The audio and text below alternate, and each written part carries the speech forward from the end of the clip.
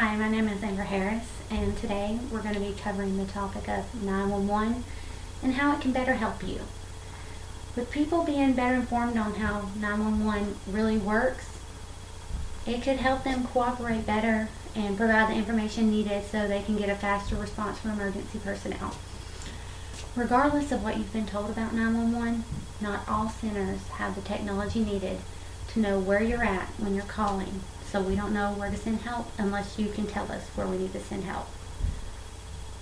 I've been a 911 communications officer in several different centers in the past 5+ years, and I know from personal experience what the centers are and are not capable of.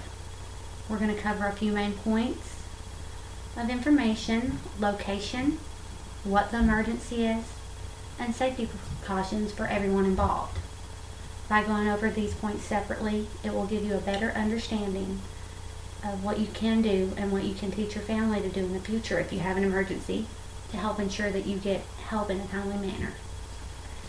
Even though this may not seem important to you at this time because you're not currently having an emergency, it will definitely help you in the future, and if you ever do. A few years back, in a study, I saw that on average, people only call 911 once in their lives, and it's actually during a true emergency. So it's completely understandable if people are panicked and hysterical, but you've still got to work with us so that we can help you to get better help. First thing we're going to go over is location. It is the most important thing that 911 will need to know to help send you help. Unless you call 911 from a landline, which is a house phone, business phone, it's not going to show us your exact location.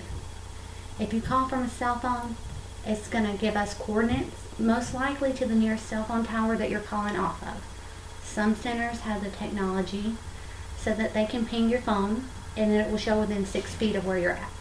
But that's about an 80% chance. It's not guaranteed.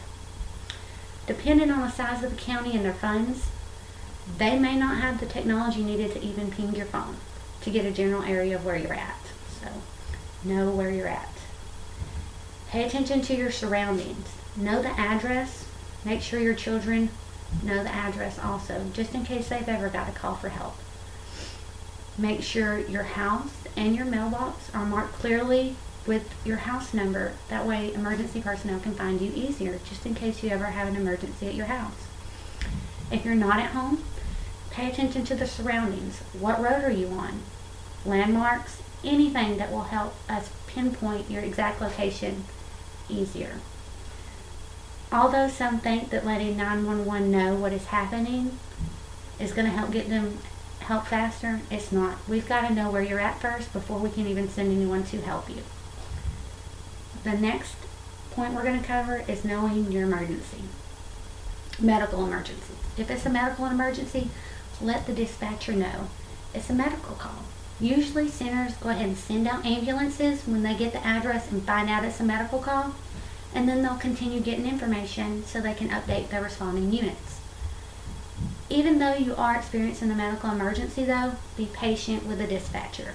They have protocols that demand that they answer questions, and if they don't get the answer, they can't move on. If it's a police-related emergency, explain to the dispatcher exactly what's going on at the current time and why you're needing law enforcement help. If the situation you're requesting an officer for involves multiple people, give us their names, their descriptions, if you can. That's going to help our responding officers. After letting the dispatcher know what's going on, they can have an officer en route, and then they'll continue getting more information to update their units. Last, we're going to cover safety precautions. Victim or patient safety. Information pertaining to those involved, whether it be for a medical, police, fire emergency, is going to be needed. Examples are the parties involved okay? Does anyone need an ambulance? If there's already an ambulance en route, is the patient's condition becoming worse? Can they be moved to safety if they're currently in danger? Responder safety. This is going to be for our police, fire, EMS, anyone we have responding to you. Information pertaining to their safety is also going to be needed. Examples are going to be, is anyone armed? Do they have any weapons on them? Or do they still have the weapon? What type of weapon is it?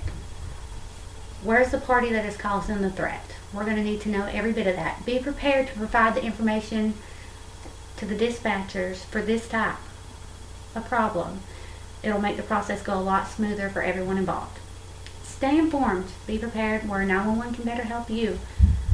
These are 3 simple need-to-know elements that play a major role in 911 Center's ability to help get you help more efficiently and get prompt service for you and yours. If everyone becomes more familiar with these simple facts, they could better understand the process, and need for cooperation will help get them help faster. It's the same for civilians as it is for officers and other responders. If you don't know where you're at and what you're doing, we don't know where you're at and what you're doing, then you better hope you and God are on really good terms.